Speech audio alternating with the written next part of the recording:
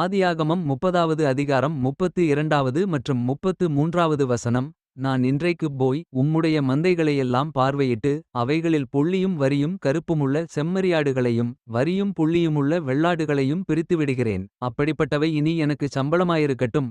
அப்படியே இனிமேல் என் சம்பளமாகிய இவற்றை நீர் பார்வையிடும்போது என் நீதி விளங்கும். புள்ளியும் வரியுமில்லாத வெள்ளாடுகளும் கருப்பான செம்மறியாடுகளும் என் வசத்தில் இருந்தால் அவையெல்லாம் என்னால் திருடிக்கொள்ளப்பட்டவைகளாய் எண்ணப்படட்டும் என்றான். Genesis chapter 30 verses 32 and 33.